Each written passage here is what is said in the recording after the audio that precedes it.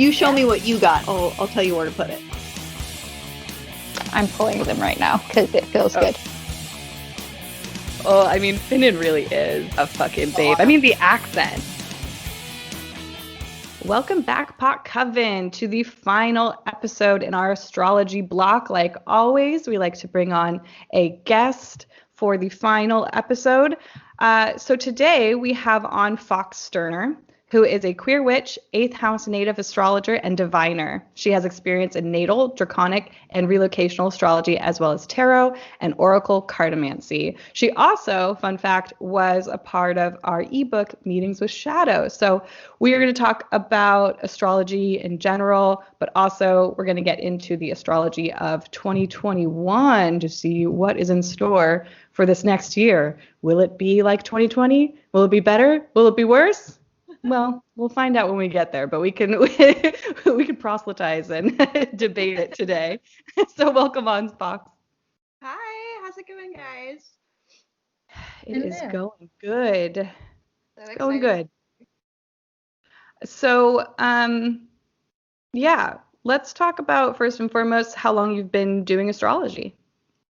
Yeah, so I've been studying astrology loosely for like 9 years. I'm coming up on a decade now.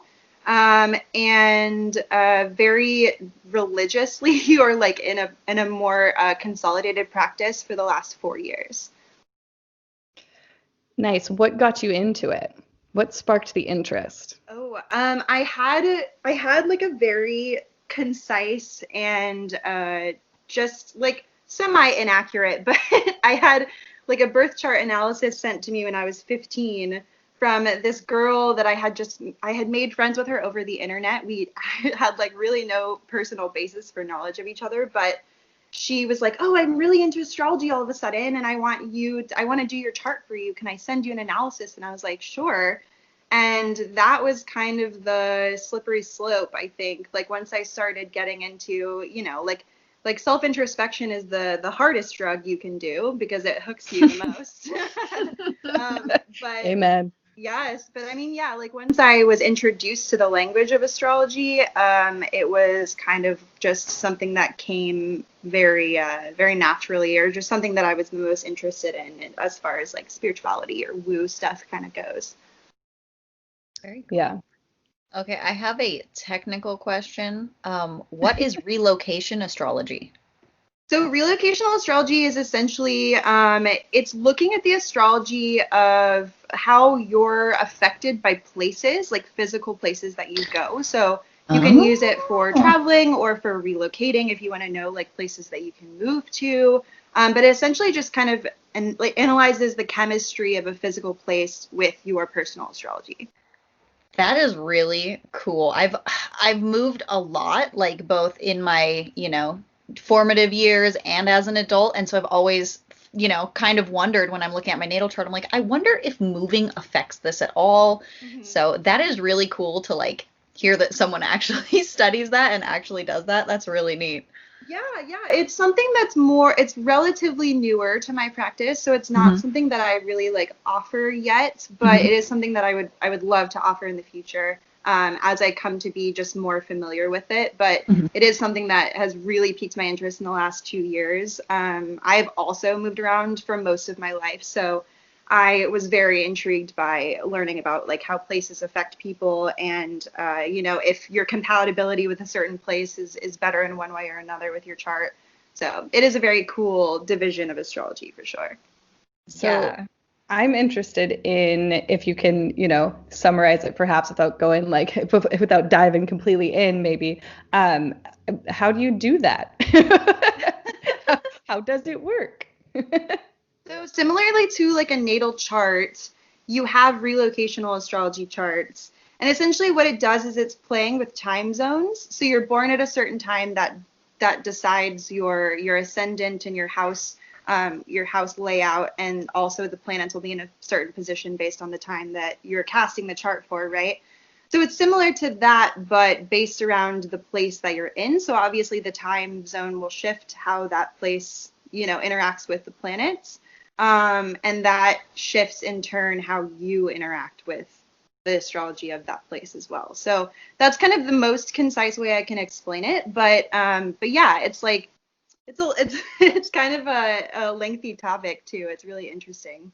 I'm kind of curious, why was it that you moved around a lot? Because I was an Air Force brat, if you will, and moved around quite a bit. So I'm very interested in how this might have affected my childhood and like upbringing and whatnot. So Yeah, definitely. original question. For sure. No, there really was like no good reason besides that my family is very nomadic.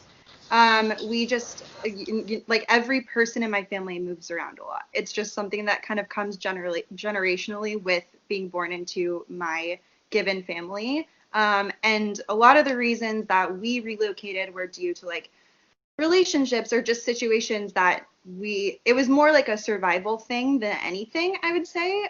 It wasn't, my mom or parents were not in the military, or there wasn't really like any solid reason I could give you other than it was just what needed to happen in the moment. So a lot of that was just, constant change and redirection, which was something that I had to adapt to pretty heavily as a fixed sign native. But I definitely it enriched me in a lot of ways too, and like defined my experience with places as an adult to now I work a little bit harder to figure out what a home base kind of looks like. But yeah, so I don't have a very short answer for that question, but I moved around a lot just because it was kind of like what needed to happen, what was necessary. Yeah. Sorry. I got distracted. Yeah. Long pause. Yes. Well, you know what? My family was kind of like that too, not out of like my parents have always been together, so it wasn't like moving for relationships, but my dad would just get these jobs because he has like high training and high specifics that he deals with in his work. And so, yeah, it was just kind of like that too, where it was just like, oh, we just move every few years. And I live in Hawaii now. I did middle school and high school here. Constantly the question was, why are you here? Are you military? You're not military? What are you doing here? How did you get here? Where? And I'm like, I don't know how to answer this question. Like, I'm just here. Hi, Yeah. Here I am. Yeah, totally. I'm sure it's maybe like a slightly more intense story with being in Hawaii, but because I'm sure there's just a lot more relocation to a place like that. But that's interesting for sure. So, since you moved around a lot, since being a nomad is something that runs in your family, I am curious, where do you have Sagittarius in your chart? I have Sagittarius in the third house, and it houses my part of fortune and my Jupiter placements. Cute. Yeah. Jupiter likes being there. That's where my part of fortune is too, not in the third house, but in Sagittarius. Aww. So just piggybacking off that, could you tell us and our audience what your top 3 are? Yeah, like the sun, moon, rising, you mean? Yes, please. Yeah, for sure. So I am a Taurus sun, Leo moon, Libra rising. Aw, me and Jess are Leo moons. I love a Leo moon. Welcome to our club. Every Leo moon loves a Leo moon, but Yeah. I love fire moons in general. I think they're so like warm. Nice treat, but yeah. Yeah, I love that. I just looked at my birthday for 2021, and the moon is going to be in Leo. So, Cool. part of at a certain point, I'll have all top 3 back where they were when I was born. So I was like, that's fucking cool.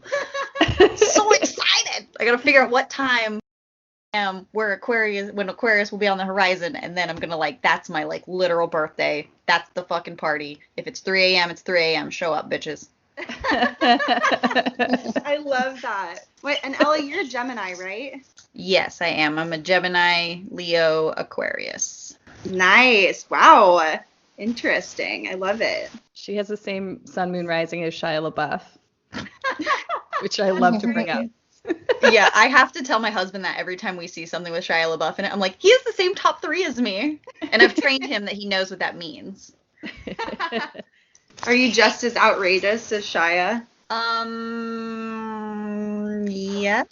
Probably, maybe. I'm debating if I'm more outrageous. I just don't have the public eye to be seen as quite as outrageous as Shia. But yes, I'm pretty outrageous. Yes. You're very vocal. I mean, as a Gemini Mhm. would be, you are very vocal about things, you know? I feel like Shia takes it to like he really leans into that Aquarius rising of being just like different. Yes. Yeah, he likes to be different. Yes. Whereas Ella holds court. Listen to me. I do. I do. It's true. This episode of the Power Through podcast has been brought to you by BetterHelp.com. BetterHelp is an online platform with licensed therapists who are ready to help you wherever you might exist across the multiverse. Now, you must be 18 years or older to use this service, and BetterHelp is not a crisis line, but you can start communicating with someone within 24 hours. They have financial aid available to qualifying individuals. This is a secure, convenient, and affordable platform for your counseling services. Use the URL betterhelp.com/witchy to get your first week free. This episode is brought to you by Let's Get Checked at-home health testing system. Let's Get Checked is all about personal health testing, making healthcare and health screening open and patient-led, empowering people to use technology in a simple but powerful way, and giving greater control to their personal health. They have a range of tests, including STD testing across all genders, fertility tests, celiac tests, general wellness, and more. Use the code WITCHY on letsgetchecked.com at checkout for 20% off your purchase. Okay, should we dive into the astrology of 2021? Let's do it. Yeah. So, yeah, tell me your thoughts. Well, so yeah, it's a doozy. It is very different from 2020. But we are not quite out of the weeds, as I would say, yet. There is just the work for us looks a little different next year. So what I kind of wanted to start off with is talking about the sign of Aquarius, because Aquarius is a really big key player next year.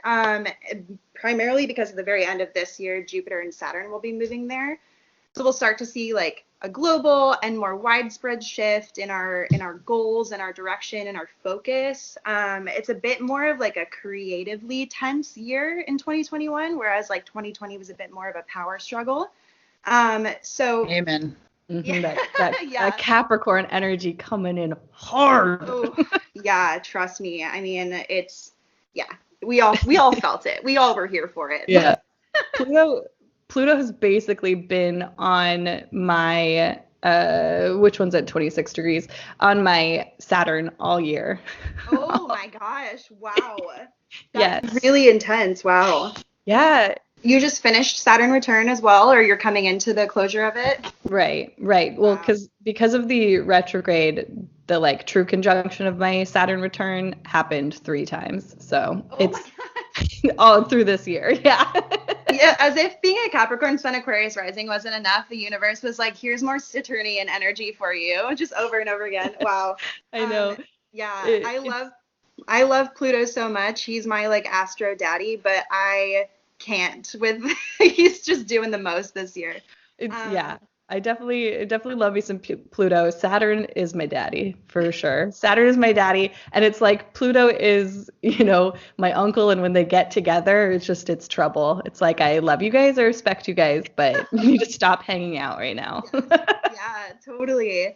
But yeah, so like the sign of Aquarius, I had a whole like introspective deep dive on this the other day because so this is something interesting. It's a TikTok video, but I found it on Instagram where this girl is kind of talking about it's no nuance November astrology discourse, right? But she's coming in being like, okay, astrology, but the point that she made was that astrology is less of a belief system and more of a language.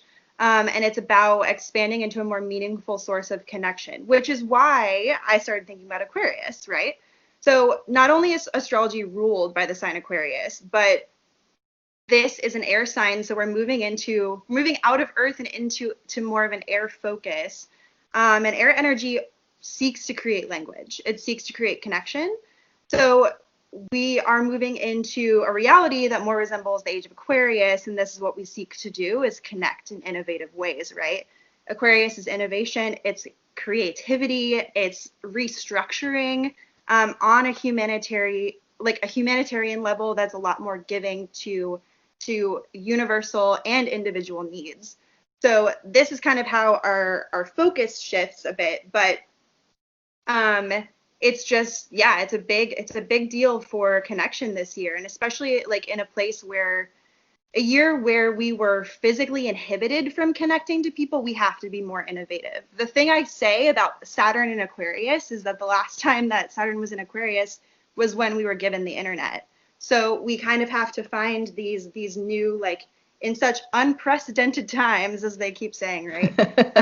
This is the way for us to innovate, is in our connection, is in our creative blocks, is in our connection to not only each other, but our goals, our path, our direction, and the work it takes to create change and to get to the destination, right?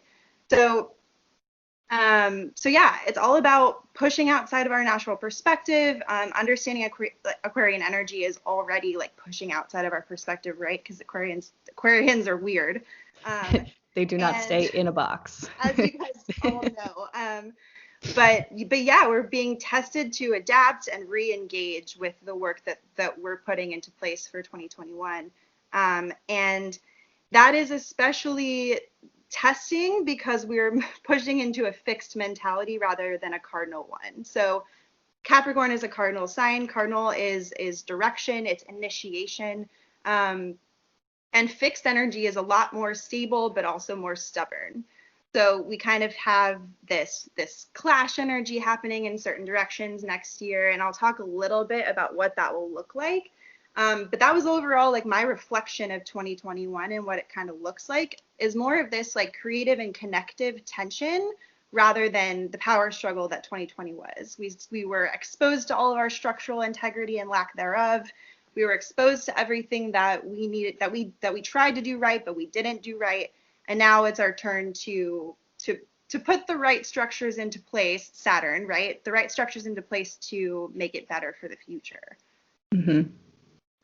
Yeah, I know. I saw someone on TikTok that was like, don't worry, Capricorns, you get a break in 2021. They're like, but Aquarius, you don't. Like, buckle up. I'm sitting here like, God fucking damn it. I know, right? I mean, I already knew it, but like just having someone tell me, I was like, rude. Right. Totally. Well, yeah, that's the thing I've been seeing on TikTok too, is like, they're like, oh, cardinal rising signs, Capricorn, Aries, Cancer, and Libra. They're like, cardinal rising signs, you're getting a break, but fixed signs, you're up. And I'm like, well, damn it, I'm a fixed sun and moon. So I guess here we go into my next year of turmoil. But no, it's just, yeah, it's a different vibe. It's not, I think the biggest question that people have been asking me about next year in astrology is like, is it better? Is it going to get better? And I'm like, you have to understand the nuance and the complexity of the term better, because yes, it will get better, but it's not going to get easier immediately. That's a good distinction. Yeah. That is a good distinction. Yeah. Right. Because the astrology is always going to be pushing us forward. I mean, all of the outer planets go retrograde for 6 months every year-ish. We're always being pushed to, there's always this push and pull from the stars. It never really like truly just ends. And now the stars are like, congratulations, you made it. Everything is better now. But I understand people coming to you with that question, because this astrology has been tough. It's been tough, and we've been seeing it in world events and our everyday lives. So definitely wanting, a quote unquote break is understandable. Yeah, definitely.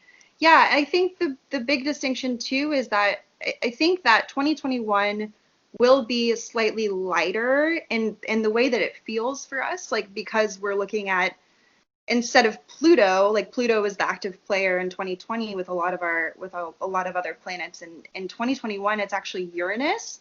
So we're switching out of this kind of heavier, like tense and power oriented structure into a more electric energy. So it's kind of like things feel a bit lighter. They're not quite as heavy on our shoulders or our hearts or whatever, but it's more like things can change quickly. They can go wrong quicker if you're not like very intention oriented with the things that you're doing. Um, yeah, so I mean it's just different. It's not better, it's not worse, it's just different. But I mean I will say, to give people a sense of optimism, like it will feel a bit lighter, or like you have more opportunity, more creative direction. That's just what Aquarius does.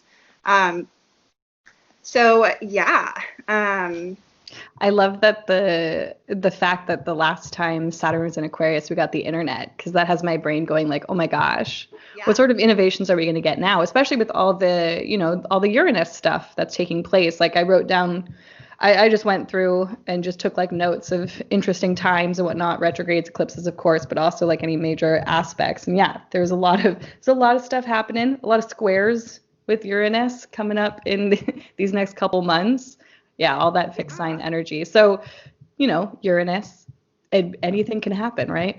Right. Yeah. Well, that's the big thing, right? So in 2020, we had Pluto, Saturn, and Jupiter conjunct in Capricorn for most of the year, for all of the year, really. But so what we're looking at when Capricorn is so concentrated is a lot of cardinal energy being hit in very tense directions, or being faced with challenges that are super, super tense, or just like compromisation oriented.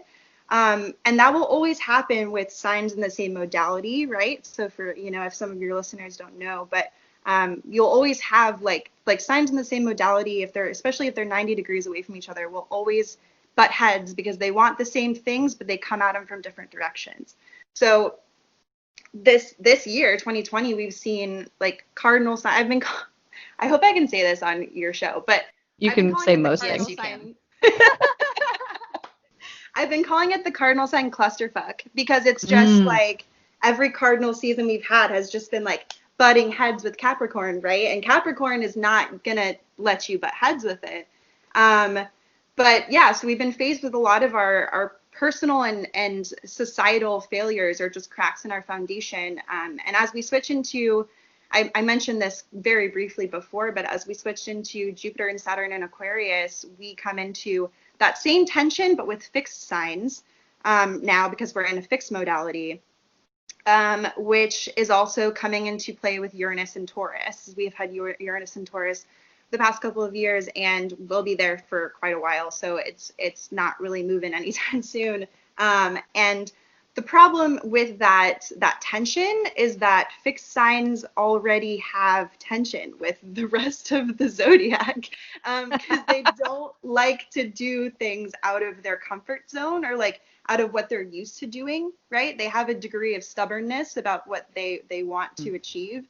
So that makes the tension a little bit extra tense. And when we're dealing with outer planets coming into tension with inner planets, we see a lot of societal tension with governments and power dynamics in a greater structure. So so all of our fixed seasons this year, Aquarius, Taurus, Leo, Scorpio seasons, I am very curious to see what happens politically, especially because, and I want to get into some of the dates of next year, not all of them, but just like some big key players.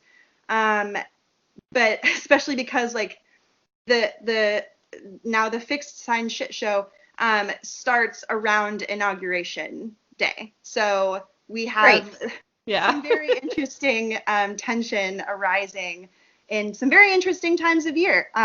So yeah, it'll be really something, I'll tell you that. Yeah.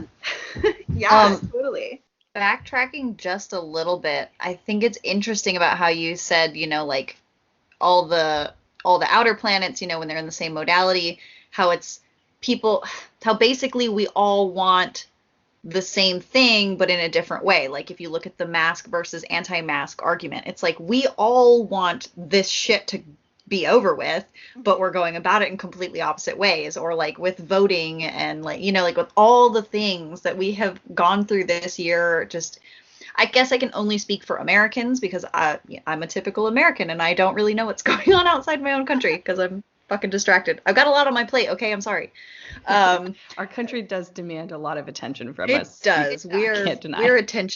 We're attention grabbers for sure. But it's very interesting to like fully hear that just from like the astrology perspective and be like, oh my God, yes. Like half the arguments I've had with my friends and family are basically us wanting the same thing, but not being able to agree on how to get there. Right. You know, so it's like nobody likes houselessness, but no one also can agree how we're going to address the issue. And, you know, like stuff like that. So that's very cool to know. And like, I love astrology. Well, and on that note, and just like a slight sidebar, just to talk about this year a little bit more, but on that note, with everything kind of coming into this clash of like we want the same goal, we don't know how to do it, is this year was the United States' Pluto return. So we were birthed with Pluto in Capricorn, and we've seen actually like one of the biggest rifts, or like the headbutting that's happening, is between the Pluto and Leo and Pluto and Scorpio generations. So to see Pluto show up and to see generational rifts or generational like and again fixed signs, we're talking about Leo and Scorpio here, so stubbornness, like I want this thing, and Pluto is very survival oriented, very fight or flight oriented, so we start to see these generational rifts happening. And I think, you know, 2021 on that note is going to be the year that we realize the true nature of our divisiveness, right? It's the thing that we come to understand why we're actually divided. The one thing that's touchy about that is that we are entering into a year that is heavily Uranian, which is just very like a little bit touchy. It wants it wants freedom, and especially an Aquarian year as well. Like there's a little bit of rebellion that happens there. So it's kind of this rift of like freedom versus structure, and structure in like Saturn especially, and trying to keep everyone together when everyone just wants to be free and go their direction. So that's the big mood, I guess, of 2021. That's going to be really interesting to watch how it plays out.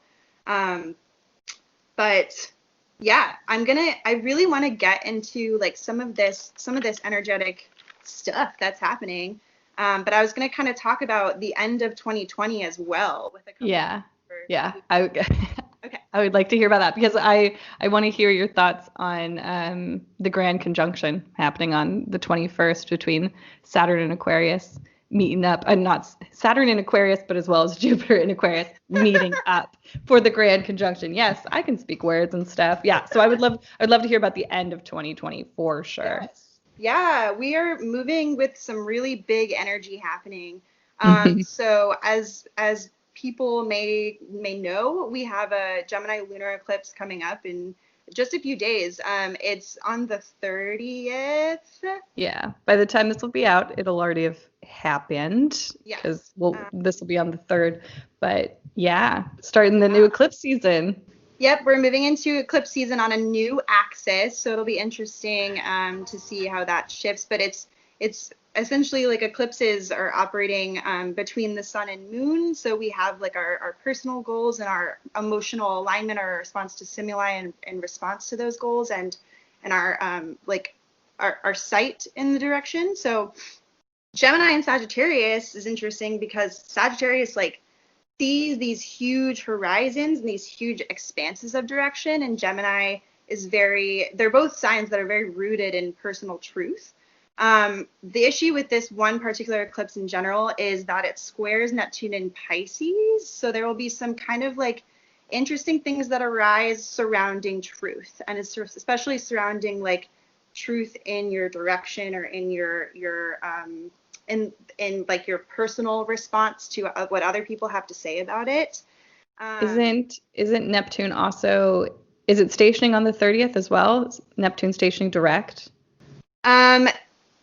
Oh, that's a really good question. I actually forgot to look into that, but I think that you're right. I have it written down somewhere. It should be right around that time. Yeah, I think you're right. So that adds a whole new layer to it. Neptune is just it's a wild ride. Yeah, whole new layer. So, you know, it has Neptune has its own motivations and just kind of wants like the freedom and creativity and just dreaminess that the eclipses just are not exactly here for. So that'll be interesting to see kind of play out. So yeah, as you're kind of mentioning, so Saturn moves into Aquarius on the 18th, and also all the dates that I'm using are operating on our time zone, which is Pacific Standard Time. So if I'm off by a date because of some hours, definitely go off of what's in your time zone. Anyway, so Saturn moves into Aquarius the 18th, Jupiter moves into Aquarius on the 20th, and then yeah, we have this conjunction happening right with Jupiter and Saturn meeting together in Aquarius on the 21st. So this is like, to me, this looks like a huge shift in direction, right? Like Aquarius coming out of a Capricorn energy really just wants to like funk it up a little bit. So yeah, I think that there's going to be, in general, just like a lot of innovation with this direction. But yeah, I mean, and we have Saturn moving to Aquarius. Like everyone I know has Saturn in Aquarius. So get ready for your Saturn return, babies. That's Ella. Ella. Me and Jess are Yay. almost done. We are out of Yes. it. Nice. Yeah, Jasmine, did you have thoughts that you wanted to, did you have like concrete points that you wanted to make about the conjunction happening? No, I'm just excited for it. Basically, Yeah. I write horoscopes for Sean Engel, Witchy Wisdoms, and so I literally sent them in yesterday. So all of the astrology of December is very fresh in my mind right now, and it seems like the 21st is going to be a really beautiful, expansive time because, yeah, the creative, expansive, innovative, unique like energy of Aquarius coming together with both Saturn and Jupiter, because Saturn and Jupiter were in Capricorn all last year, but like Jupiter does not like being in Capricorn. It was not happy there. And Saturn is good with Aquarius because that's its traditional ruler. And so it's kind of like, I don't know, it just feels like this big high five where they're just like, hell yeah, like we have the dream and we have the structure as well. Like that feels like a big seed planting day on a personal level, but hopefully on a much larger scale as well. Yeah, totally. And I like that you said like we have the kind of the vision for it and the structure for it, because I feel like that's the intersection of like Aquarius's traditional ruler in Saturn and its newer ruler in Uranus, which is another interesting thing about why Uranus is such a big key player next year. But yeah, it's definitely going to feel very different at the end of this year. I feel like we're gonna just have like a very big like breath of fresh air moment at the end of this year. We also wrap up the year with a full moon in Cancer on the very last day of 2020. So I feel like it's just kind of this like, we can kind of be hugged by our Cancer moon mama and just like sit for a second before we get into the funkiness of 2021. But I feel like it provides a lot of space for reflection, you know? Yeah. Yeah, just let it all out. Yeah, totally. Let it all out at the end of December for real.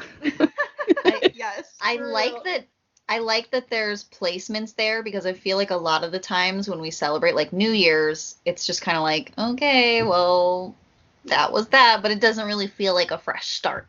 But like kind of the astrology of it too is like it's for real a fresh start this time. Like we're all done with 2020, even the fucking planets. They're like, we're done with this shit. Move on. Yes. I just see the planets being like, all right, Cancer, come through. Yep, okay. Yeah, it's like a All right, traffic. you're on in traffic 5, 4, 3, 2, 1, go. Yes. Yes. Yeah.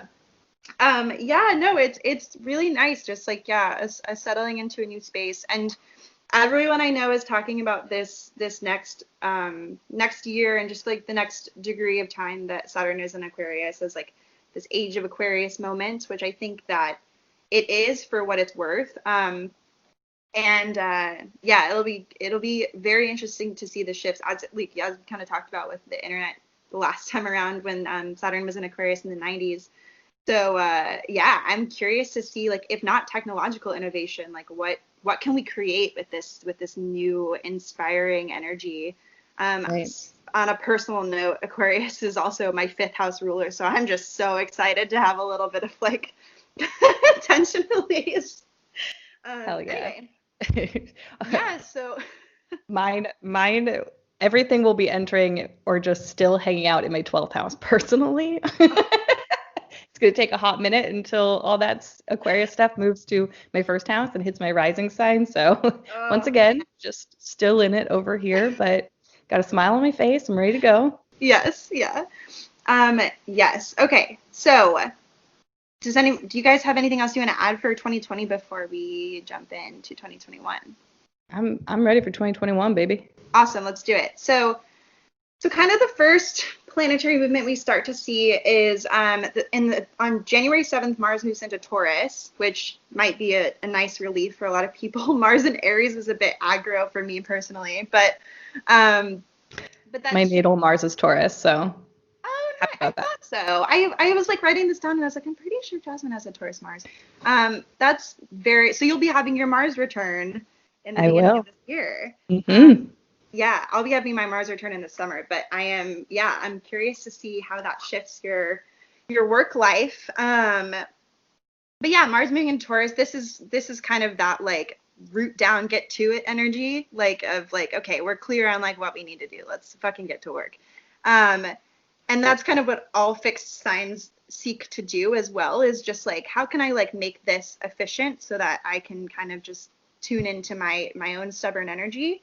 On the 9th, Mercury moves into Aquarius, Venus moves into Capricorn. So Venus Capricorn and Taurus interact positively with each other. So when Mars and Venus kind of meet up in that positive space, might start to see some like really nice things opening up with relationships and connection, especially in like an earth energy. It's just so like grounded and gentle in this specific way.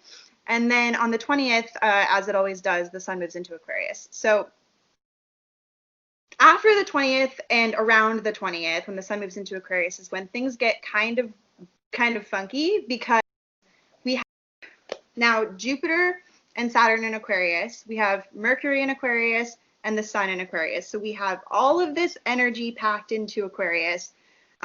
And it's not abnormal to have a bunch of energy in one sign. That happens with every sign because Mercury and Venus move pretty quickly. But when it aligns with outer planets, we see like kind of a lightning bolt to that planet or that sign's energy. But like I said, again, Uranus is in Taurus, right? Outer planet in Taurus that causes tension with the sign of Aquarius. We also have Mars now in Taurus. So Mars and Uranus will meet up at a certain point and cause a square with our inner planets and as well, Saturn and Jupiter in Aquarius. So this is where things get to be pretty funky. On the 18th of January, Jupiter in Aquarius squares Uranus in Taurus at 6 degrees. On the 21st, Mars will conjoin Uranus in Taurus at 6 degrees. And on the 24th, the sun will conjoin to Saturn at 4 degrees. Mars will square Jupiter at 8 degrees. So with these planets squaring Taurus energy, first of all, the biggest thing I'm going to say is take control of your nervous system. Find an anxiety release practice, because both Aquarius and the planet Uranus control or rule over the nervous system. And there will be a lot of nervous energy in this space, right, at the very end of January. Not only because we have Uranus and Aquarian energy kind of like coming up against each other, but just because of the political energy around this inauguration period in the United States as well. So keep that in mind. Oh, I wrote a note. Yes. Like, Jasmine. Self-care is going to be a big boy this year, guys. So this is kind of like, we start to get these reminders in these fixed seasons that will show up time and time again. But the biggest thing that it's teaching us this time around is that transformation is slow. It unfolds over time. We can't be agitated about it. If we're given the opportunity to start change, it's going to be a labor of love rather than something that happens quickly. So we can't push it. And inspiration will lead to breakthroughs. You'll have surprise successes, especially because Mars will be conjunct Uranus. So there's this energy of like things happening quickly, things happening out of nowhere, surprise successes, or just changes at work, especially with Mars being there too. So success happens if we work together. That is the Aquarian rule first and foremost. But this is Uranus coming into play, where it just wants to kind of shock this energy into motion, especially with Mars there. It just becomes a little bit bullying, but we have to remember that conjoining our energy is how we make the most happen. It's what we were talking about before too, with that being acutely aware of our divisiveness.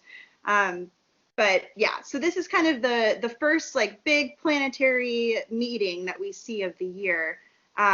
Big thing is to avoid bullying energy. Like I said before, take care of your nervous system and just control your agitation, your senses of agitation, or I need to get this done now, or I need to do this like immediately, because that's going to burn you out throughout the whole year. Then on the 26th, we have a sun square to Uranus at 6 degrees. And then the 31st, we have a Mercury retrograde until the 21st of February. So, thanks. Changing my notes here. But yeah, so is that, as we know about Mercury retrogrades, they are prone to misunderstandings between people. We are prone to have some miscommunications, or just things kind of fall apart randomly, especially when we have Mercury and Aquarius setting up to be tense against Uranus and Mars. Definitely expect a little bit of frustration there, and plan ahead with your electronics, things like that. The normal Mercury retrograde disclaimer with that guy, but we have a few Mercury retrogrades that align very closely with some planetary energy that's going to require a lot of patience. The whole year is going to require a lot of patience from us. I don't like this message. Stop attacking me. Well, and the interesting thing too is like our eclipse axis is now in this space. I'm going to return to this too once I get to like May and June when Gemini season hits, but our eclipse axis is in this space of communication, and all three of our Mercury retrogrades this coming year are all in air signs. So there's this common ground of communication we have to facilitate, that's going to really work to our fullest potential this year if we can master it in this specific way. But yeah, that's the first of them, Aquarius, right around inauguration time. Cool. And then February is the first of 3 squares in the year. This is like probably 3 of the most important dates of 2021 that I'm going to be talking about here in a second. So we have a Saturn square to Uranus on the 18th of February. And this happens 3 times in 2021. So the second time it'll happen is on the 14th of June at 13 degrees, and then the third time is on Christmas Eve 2021, the 24th of December at 11 degrees. And so this is kind of focused on, first of all, Uranus, abrupt changes, rebellion, freedom. Saturn wants exactly the opposite, right? It wants things to work without it having to put a lot of effort in. It wants like kind of like passive productivity, but it also wants structure, and it wants control. So we have this rift happening between rebellion and control that is going to follow us throughout the year. And the last time an aspect like this happened was in actually March and April of this year, right around the beginning of the shutdown for our pandemic. So good times. A big part of this specific square is especially in economics, because we're talking about Taurus and also the planet Saturn. So we are probably going to see more widespread economic decrease, and like our politicians not really knowing what to do about it quite yet. So let's see, the last time was about the beginning of the shutdown for COVID-19 of this year. It was also around the beginning of when like the really big Black Lives Matter protests and things like that were coming out in the year 2020. So yeah, you start to see kind of how that rebellion shows up in response to that structure or that repression, I guess is a good word for it.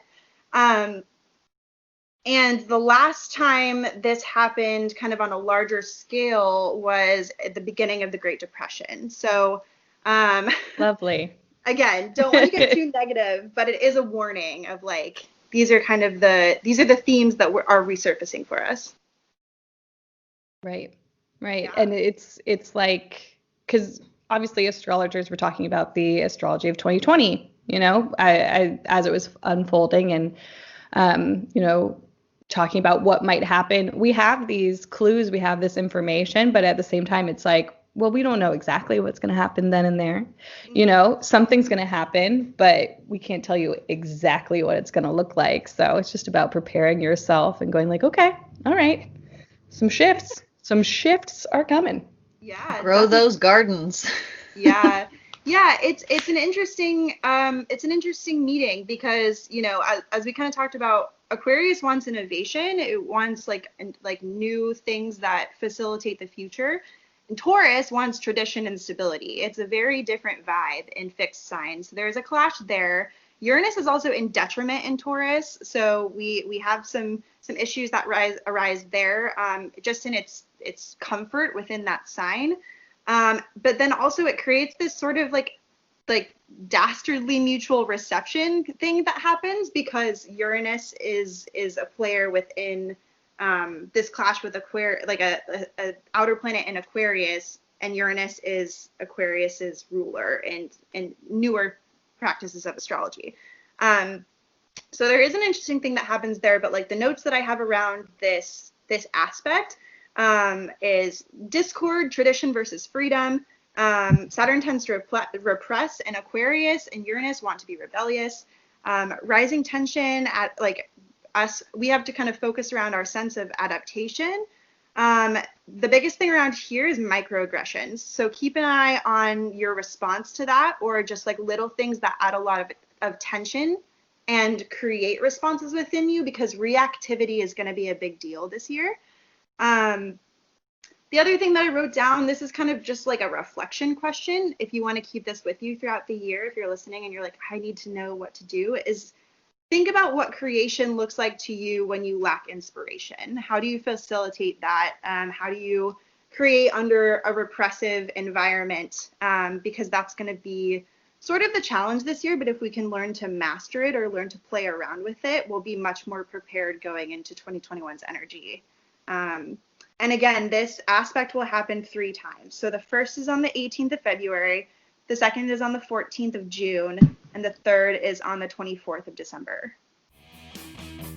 This Power of 3 episode has been brought to you by Tonic Vibes CBD products. Tonic's original CBD blends are handcrafted in small batches with purposeful plant-based ingredients. Using herbs like ashwagandha and superfoods like black seed oil, Tonic elevates the benefits of CBD to create a powerful way to heal the body, calm the mind, and restore balance. Their hemp-derived CBD and botanical blends create a completely holistic method to help you feel your best and #FixYourVibe. Use code WITCHY at tonicvibes.com for 10% off your order. This episode of the Power of 3 podcast is brought to you by Shock Rubs, because sex is magic. Shock Rubs is the first crystal sex toy company. Their sex toys are made from natural crystals that bring a sense of sacredness to your playtime. These beautiful handcrafted tools are created with the intention of opening oneself up to the healing properties that crystals provide. All toys are body safe, made from the earth, and provided with love. They create harmony in mind, body, and spirit, remove blocks caused by sexual trauma, create deeper intimacy with the self and with your partner, and even encourage self-awareness and mindfulness. So use the code WITCHYWISDOM on shockrubs.com at checkout for 10% off your purchase today. All right. That was a good, I liked that journal question as well. I wrote it down. What does creation look like to you when you lack inspiration? Did I get it? Yes, good job. I feel it. I mean, I fucking feel it. That's a big question to ask yourself. Yes, yeah. Yeah, so the next few months after that move, like slightly quicker. The big boys are obviously in Aquarius season because we have so much energy packed into Aquarius, and then that first Saturn square to Uranus, and the next couple after that will be big players in the year. Once we get into Aries season in March, we have a little bit of opportunity that arises because Aquarius will sextile any Aries placements when it hits that degree. So that creates a bit of opportunity if we're able to tap into it. The sun will be conjunct Venus in Aries at 5 degrees on the 26th of March. So this is a very positive time. The thing about positive or beneficial astrological aspects or movements is that you really have to tap into them. So if we write this down and then we kind of were like, okay, this is coming up, like how am I going to tap into that sun conjunct Venus energy, that attraction, that release to pleasure, that ability to just sit with that Venusian energy? That's going to be really powerful for March and the beginning of April as well, because beginning of April, Mars will move into Gemini and it will trine Jupiter in Aquarius as well, and Saturn. So there is going to be like an opening for ambition, stamina to do what you want to accomplish. Just make sure that you're not overextending yourself. It's a big deal. But yeah, so we get a little bit lighter. Side eye from the Gemini at that. Overextending myself, but why do I have all these? I don't know what that is. You're like, how do people function without overextending themselves? I don't get it. Aquarius, I'm sorry, not Aquarius. Gemini, like the literal juggler of the zodiac. Yeah. Yeah, I love it. Yeah, so we get, like I was kind of saying before, just a little bit of an energetic release, or just a breath of fresh air, end of March, beginning of April. On the 24th of April, this is another kind of bigger aspect that's happening in the first half of the year, is so we have the sun, Mercury, and Venus forming kind of this like conjunction dance on the 24th of April. That will also be conjunct Uranus. And that's, so the Mercury, Venus, and Uranus are all at 4 degrees. The sun is loosely outside of that. So it's kind of a loose conjunction, but it comes together to create these questions around your environment and how that actually is like adding to the ability for you to foster creativity. With the sun being here, it's a big deal to make sure you keep your ego in check, but make sure that you consult with it. Understand your ego, understand what it wants, understand what you actually want to attract, because Venus and Mercury both are there as well. I also wrote down, like, this is a really nice like taste of freedom if we can tap into it, but also allow yourself to elevate as necessary. So learn from this experience and step into what maybe your higher self would want you to do, because you'll probably have a really good opportunity to tap into that at some point around the 24th of April, once we get into true Taurus season energy. But again, remember that this energy has a tense aspect to Saturn and Jupiter, any planets that are in Aquarius. So there may be a level of boner kill that does happen at a certain point. So make sure that you're compromising in your efforts without compromising your actual goal orientation. Reconsider how comfortable you are in the environment that you're in, and how comfortable with your path you are in relationship to your ethics. I feel like the word boner killer, it needs to be a part of astrology more. At least if you're asking the people of this podcast. Yeah, clusterfuck and boner kill. Yeah. Yeah, I think that I use the term boner kill in like every reading that I do, and it gets a good reaction every time, but I'm like, dude, there's no better way to describe it, especially if you're talking about Saturn, to be like, oh yeah, he's going to come in and kill your boners when you're not expecting it sometimes. You're going to be riding high, and then all of a sudden you're going to be like, never mind. JK. I'm thinking of grandma. Yes, absolutely. Yeah, so that's March and April. We kind of fly by through there. There's a lot of opportunity that arises within those 2 months if we can really, really figure out what it looks like for us. And then we get into May. So May, on the 14th, Jupiter moves into Pisces, which is very lovely energy, in my opinion. I wanted to talk about this movement because I love Jupiter in Pisces, and like the idea of Jupiter in Pisces. It just creates like so much so much of our ability to tap into actual potential and expand our vision for what success or activity looks like within this year. The other important thing about Jupiter moving into Pisces is that Pisces is a mutable sign. Gemini and Sagittarius, our eclipse axis, are both mutable signs. So we will form at some point a little bit of a tense aspect with the eclipses coming into play with Jupiter and Pisces, even if it's only loosely aspected. So yeah, but in traditional rulership, Jupiter is the home sign of Pisces. So we do see a bit of comfort there, at least a bit of like dreaminess and creativity. Like I keep coming back to this idea that someone mentioned, like as soon as the pandemic started hitting, like back in winter, someone was talking about how after the plague came the Renaissance. So I start to see, I mean, this is jumping way ahead, but when we get into 2022, we have sort of like a Renaissance vibe happening, especially with Jupiter sitting in Pisces, especially like through most of next year too. So that's kind of a cool idea in relationship to Jupiter moving into Pisces, such an artistic, creative, illusion-based sign. Hell yeah, something to look forward to. I know, definitely. I think that's a big part of 2020 and 2021 is like what are the small bits that we can find to look forward to. Mm-hmm. Yes. So then we reach Saturn will retrograde on the 23rd. The big deal about this is it'll just come back to aspect Uranus in a different way as well later this year, as we already talked about.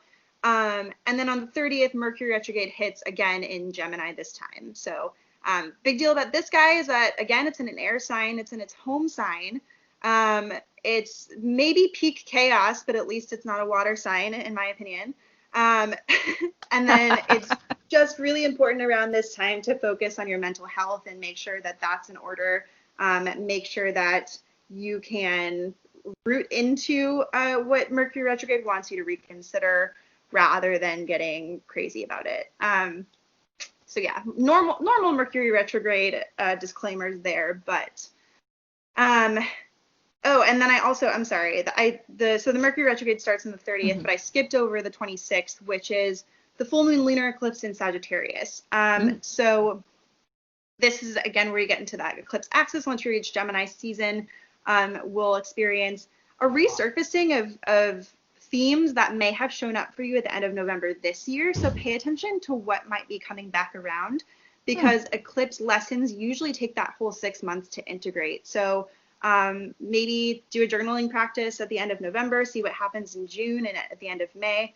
But this, again, like I mentioned, this will be square to Jupiter. So we might have like a new direction in mind, especially with like Jupiter has these big horizons, right? And so we might have a new direction in mind. We might have a new itch for adventure. We might be willing to take more chances.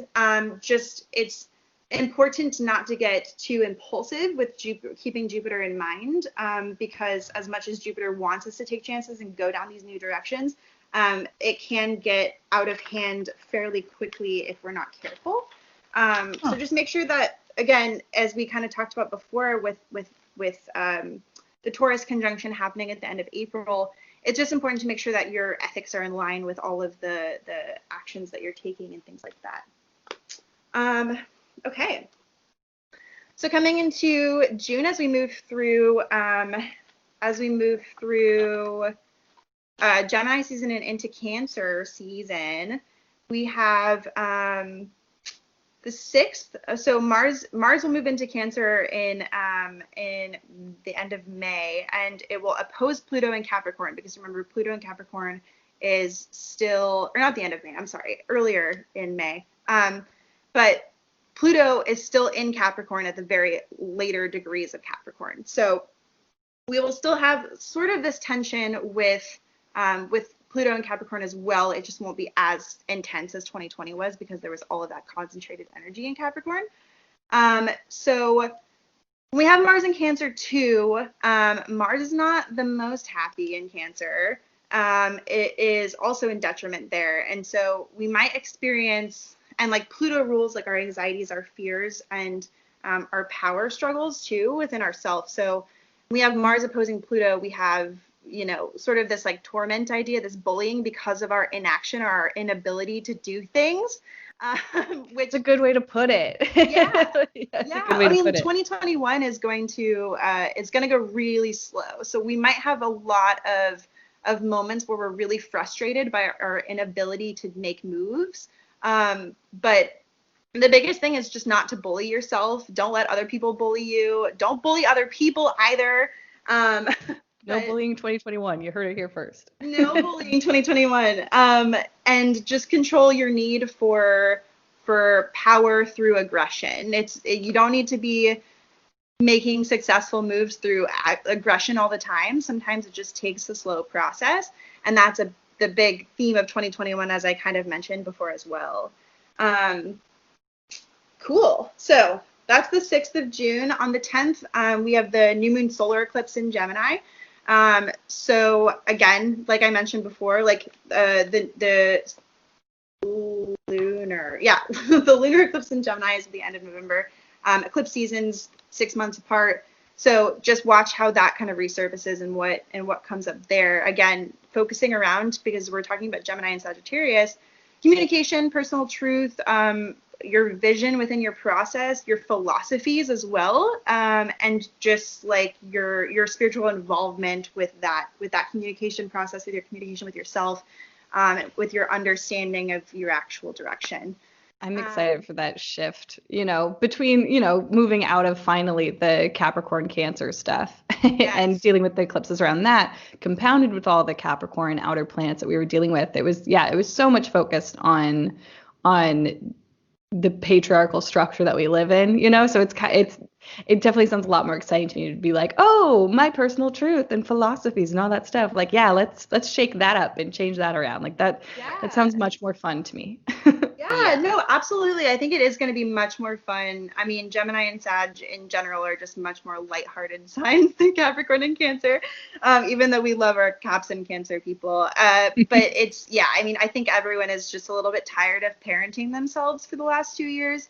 So yes. we'll have a little bit of fun. So that's exciting. Yeah, I am very excited. That's my 3rd and 9th houses. So I'm ready to be like communicating and traveling, and maybe traveling. I don't know, who knows what's going to happen. But right.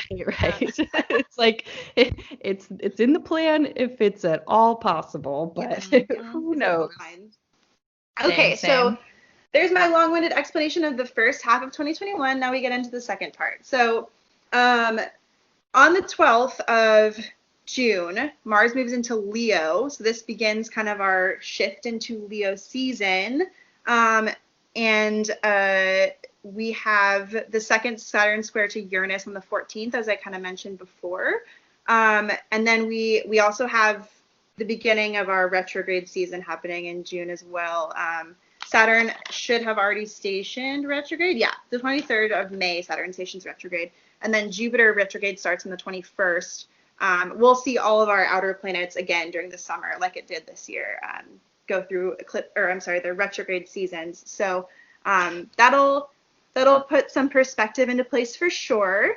It's good news for you, Ella. She has all of her outer planets retrograde, so you'll feel normal. You'll feel good. That's great. Yeah, I don't know. I mean, I think that for some reason I deal fairly well with like the outer planet retrogrades, except when it comes to like Saturn, of course. But yeah, I feel like they're so much more gentle than when the personal planets are retrograde, because they take so much longer. And so it's like, I mean, maybe it's my Mars and Taurus, but like I like change. It's just it has to be like I control it, and it takes place over like a lengthy period of time. That I'm all for change. But if it's like abrupt and thrust upon me, it's scary. I don't like it. It's scary. Yes. No, absolutely. I relate to that as a Taurus sun. I have I'm fixed dominant, so a lot of my planets are in fixed signs. So I'm curious, about this year. But anyway, I have all 4 fixed signs, my personal planets. It's like I connect so much to Capricorn, and I always, because I have a lot of Capricorn placements. But then I have to sit back and remember, I'm like, I've got a Scorpio moon and Pluto. I've got an Aquarius rising and Aquarius Venus. I've got a Leo Jupiter. I've got a Taurus Mars. Okay, I'm a stubborn little bitch. no, I'm a little bit nervy about Leo season next year because I am Leo dominant myself, and to have outer planets in Aquarius, we know that opposes Leo, so that's going to be I'm not like super nervous about it, but I'm curious about it. And that's also my Mars return is when Mars enters the later degrees of Leo. So should be interesting. But yeah, so then we have Jupiter retrograde towards the end of June. Mercury goes direct in the 23rd. So then we move into Leo season coming out of Mercury's shadow period. So again, general Mercury disclaimers, but keep in mind that while we'll have some oppositional energy through July and the beginning of August, we'll also be coming out of retro shade. So give people patience, give yourself patience. So July 13th, Venus is conjunct Mars in Leo at 13 degrees. So this is a really fun placement. Again, I just wanted to mention it because it's fun. It's a very like sexy energy. Lots of charisma, creative potential, overcome by emotions, but you also might be overcome by your passion. So if that relates to you into work or your passion projects, keep in mind that you're going to be moving pretty slow. So when you get overcome by that passion project, don't let it get out of control.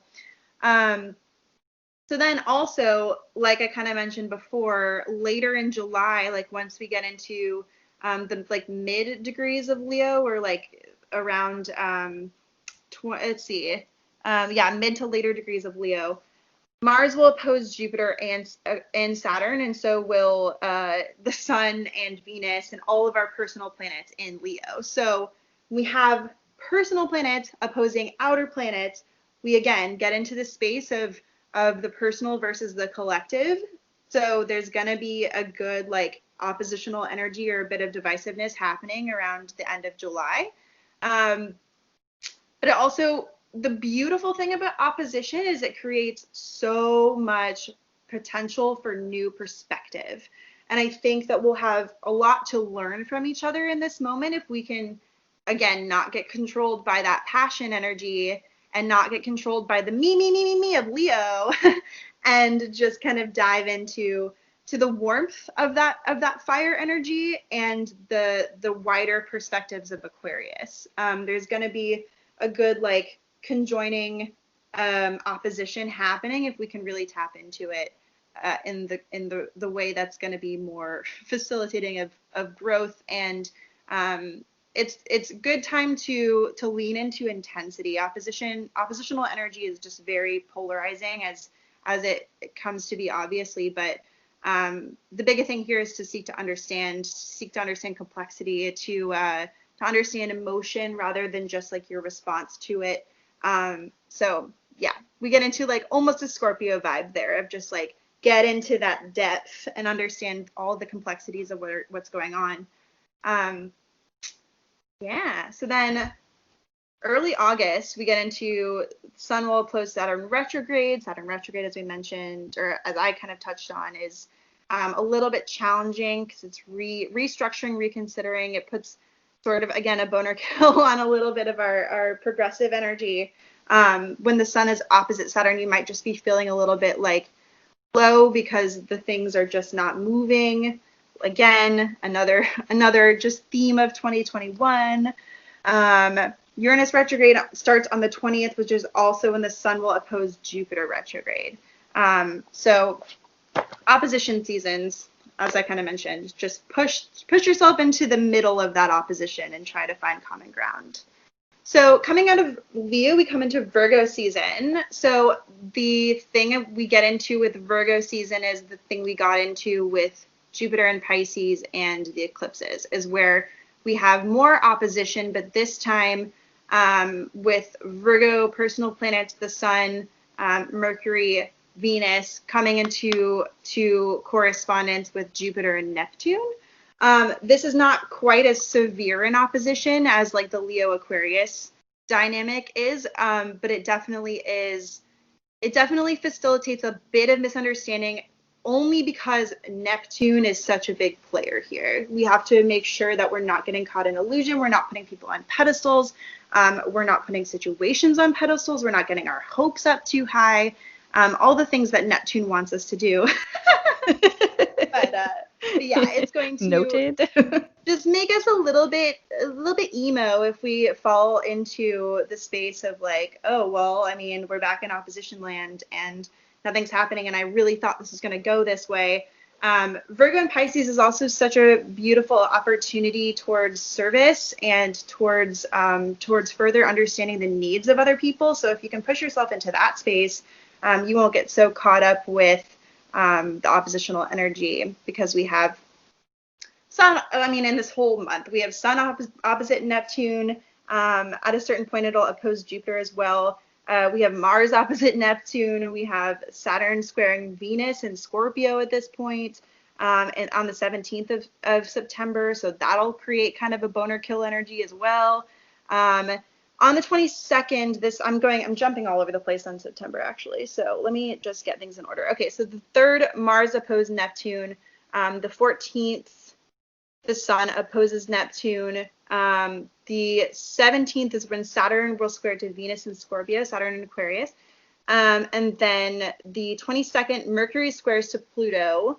And the 27th, Mercury retrograde starts in Libra. So again, we have a Mercury retrograde here happening in an air sign. Mercury square to Pluto we saw happen about 3 times in this fall.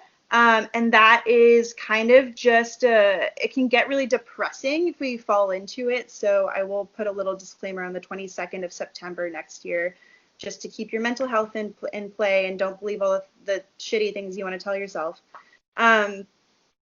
Cool. Wise words. Yep. Right? Anytime Mercury squares to Pluto, it's always just this trick of the mind where Pluto's like, oh, you wanted to be confronted by all of your insecurities, and Mercury is the trickster god that's like, okay, well, I'm going to run away with this, and then we're going to see where it takes us. And never a good combo in that realm. So yeah, okay, so October is pretty chill for the most part until we move into Scorpio energy. But on the 8th, the Sun will conjoin Mars in Libra. Mars is in detriment in Libra, so we have some big rifts happening with Mars this year in its detriment state, which essentially just it breeds passive aggression if we're not careful. So it's very good to keep in mind that date and just keep a check on your confidence and idea of competition versus your self-consciousness. So just being conscious of yourself and the way that you enter into relationships, especially because we're talking about Libra, and just don't steamroll other people's goals. And also just make sure that you're communicating your needs effectively, especially, I mean, this will align with our Mercury retrograde. So just good to keep in mind the way that we're communicating, especially frustrations, because we're talking about Mars. On the 11th of October, Saturn goes direct. So again, this is where it'll start moving forward back into that space with Uranus. This is their dance all this year, is like back and forward into that square space. Mercury goes direct in Libra on the 19th, and then on the 27th, Venus in Sagittarius will square Neptune in Pisces. This is again where we get into that space of like, don't put people on pedestals, don't let your illusions get out of your control, because you are prone to being let down if you allow that to get out of hand. Moving into November. So on the 10th, Mercury will conjoin Mars in Scorpio, and both of these planets will form. Mercury is a looser square, but Mars is a direct square to Saturn. Mars square to Saturn is a challenge. It's a big one that we've seen this year 3 times with Aries and Capricorn. This time, Mars is in a different planet of its rulership in Scorpio, squaring Saturn in Aquarius. So there is definitely some tension that happens here, because Scorpio wants the depth and the complexity and all of the details. It wants to spend time sorting through the details to make sure that we're not leaving anything out that is going to fuck us up in the future. And Aquarius just has its own direction and its own vision for what it wants the future and its innovation to look like. So this becomes challenging where Scorpio wants to spend time and Aquarius wants to move forward. And that also, when you have Mars square to Saturn, can build up a lot of frustrations, again, between the people and the powers that be. So November of next year, keep an eye on politicians. Really, anytime you see like a personal planet forming a tense aspect with an outer planet, keep an eye on your government or your powers in place. Right. One of the Mars square Saturns, if I'm not incorrect, happened on debate night. Like the one that was early October. It was debate night. Oh yeah. And it was just like, Jesus, you guys need to hire a White House astrologer. This is going nowhere. Yep. Bring us back to the Greek ages so that astrologers can sit up there with politicians. They don't fuck up anymore. Yeah. But yeah. So that was Aries and Capricorn, that's a particularly tense squaring. But when you come into Scorpio Mars, that's it's a bit of a darker space. So you might see with Scorpio squaring to Aquarius, you might see like a lot more like really fucked up shit coming on out of the woodwork where you're like, oh God, no, this is not what I wanted, but Scorpio wants to expose it to you. Interesting. Cool. Then we get into the 14th. I already said that. Mars square to Saturn is slightly more exact on the 14th. The 16th, the Sun squares to Jupiter. The 5th, Sun opposes Uranus. So we get to the Sun opposite Uranus, which we experienced this year in Scorpio season as well, because Uranus has been sitting in Taurus for a while. But we kind of have, like, again, this space where Uranus wants to make shocking realizations or shocking expositions, and the Sun just wants to seek, understand, be goal-oriented, and just move. So we kind of might have, again, some shocking things that come out of the woodworks in the middle or like the beginning, middle area of November of next year. We have Mars squaring Uranus on the 16th of November, which has not happened. But we kind of come into this space of of action and rebellion that we kind of talked about a little bit in the beginning of the year, where Mars and Uranus came together and squared Saturn and Jupiter. But with Mars squaring Uranus this time around, it's like Mars kind of had its own agenda and was running like full force into a wall, and then it was just running full force and Uranus dropped a wall in. So so we might see kind of these quick changes start to frustrate or start to get into like roadblock stage, where we're like trying to move or trying to make action happen, and then all of a sudden Uranus drops a bomb. So that's the last, that's the final fixed sign season of 2021. So not to say things won't continue to be tense through December, but that at least alleviates a bit of the tension through the rest of the year. With a month to spare, aren't we lucky? So December 2021, the first major event is the 3rd, which is the solar eclipse. And that's going to be, solar eclipse in Sagittarius at 7 degrees. So again, eclipse season coming to play all over the place. On the 11th, Venus conjoins Pluto in Capricorn. This is another sort of sexy vibe. Like, you kind of have an awareness of the more severe things that limit your attraction and the way, or like your abundance, and the ways in which you can dismantle that so you can remove blocks. It's kind of a fantastic conjunction that happens when it does. And then on the 19th, we have the lunar eclipse in Gemini, and the 24th, we have the 3rd Uranus square to Saturn. So just December is kind of where things start to resurface. It's another kind of a good opportunity for reflection, but it's more about, we start to see like the rewards or the downfalls of all of the things that we've been doing throughout the year, because they can finally have the space to confront us. So make sure all the seeds that you're planting or the actions that you're taking, when I mentioned back in the spring of 2021 that you should make sure that your ethics are aligned with your actions, December is going to be when that comes to face you. So it's really important to just keep that in mind, keep that in your moral compass and your direction. And that is my summation of the astrology of 2021.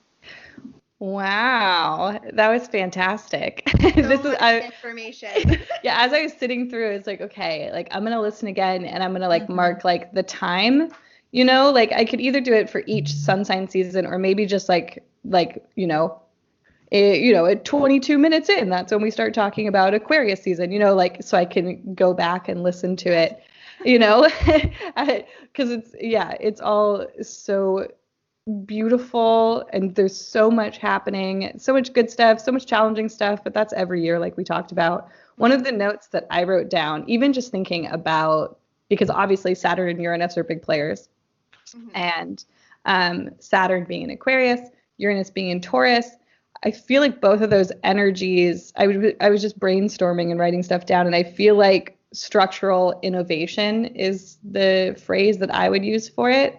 Like innovating in a very structural way, like not, like Taurus wants to dig it down, Saturn wants to dig it down, like thinking about the foundations of a building, like the roots, like that's where the changes need to happen. So it's a much slower progress because of course we want the stuff that grows out of that, and we're excited for that. And we want to see that, but really it seems like it's like down in there this year. Totally. 2020 was our tower moment and 2021 is like, this is not happening anymore.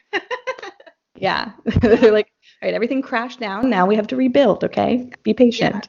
Yeah. I love that you mentioned it because structural innovation was something that came to me too, but it was more about like innovating the structure, whereas you're taking it as structurally innovating, which I think is fantastic as a distinction, because it's more about like being conscious of our efforts rather than just knowing what we need to do, which I think is super important too. Yeah. No, it's definitely interesting to think of, both sides of that, the side that you were thinking and me, throughout the year to reflect upon that. Well, that was so fantastic. This is such an information loaded episode. I know it's a tool, as I was listening, I was like, this is a tool, it's not just to sit down and listen to it one time. This is something you can come back to throughout the year to help you and support you and whatnot. Like, hope everyone was taking notes. But if you weren't, this episode will always be available for you to come back and listen and reflect upon things that have already happened and prepare for the stuff that's going to happen. Yeah, this is when my Mercury and Gemini comes into play, and I just like get carried away talking about everything. I'm like, I don't know what information is important because it all feels important to me, and then I just start talking, and we're 2 hours in. That's kind of how I felt when I was taking notes. I was like, but everything's important. I don't know. I don't know what stuff to write down. All right. Well, thank you so much for being here, for being our astrology expert. We loved having you here. And like we said before we started recording, because Fox was, one of the authors on Meeting with Shadow, along with all of us. It's nice for all of us to get to see each other face to face, of course, virtually face to face, but yeah, definitely. That's 2020 for you. Could you tell our listeners where best to find you, contact you, pay you, etc.? Yes, definitely. So right now I have some pretty cool stuff happening towards the end of the year, beginning of 2021, for as far as changes to booking and things like that. But right now the best way to find me is on Instagram at Hound Sister. So like the Fox and the Hound Sister. That's what my username is. Cute. And then I'm doing year ahead readings right now. So if you'd like to book with me and find out how this will hit your chart specifically, you can definitely do that there. Just send me a DM for now. Awesome. You guys should definitely take her up on that. I think we did an exchange. We did a reading exchange, Fox and I, like like a year and a half ago. That was like the very first interaction I remember having with you, because I was doing 2018, I think 2018 retrograde Yeah. season readings, Yeah. and It we did an was summer. exchange, and it was fantastic. That was my first numerology reading with you too. Yeah, I know. I was trying to think today before we recorded. I'm like, I don't even know how long we've been mutuals of one another, but that was like the first time I remember we like exchanged or ever had, it's the memory I could root down to. I'm like, okay, at least like a year and a half ago, we were in cahoots. Yes, cahoots. That's a good word for it. Yeah. All right, you guys, thank you so much for listening. You know what to do. Rate, review, subscribe, tell your friends about it. Feel free to email us at powerof3witchpodcast@gmail.com. Tell us how much you loved this episode. Ask us any questions. Make sure to follow us on Instagram at powerof3podcast. Our link tree on our bio of Power of 3 podcast. Mush mouth coming out. It has, anyway, our link tree has a bunch of stuff in it, including our Patreon, which by now I will have uploaded my December astrology reading as well. So if you need more of an astrology fix, baby, I got you. Head over to our Patreon, become a member, and get all that goodness as well. Just load yourself up on astrology. Just get that belly real full and prepared for Aquarius season. All right, you guys. Thanks for being here. We'll catch you on the flip side. Bye. Bye. Goodbye, guys.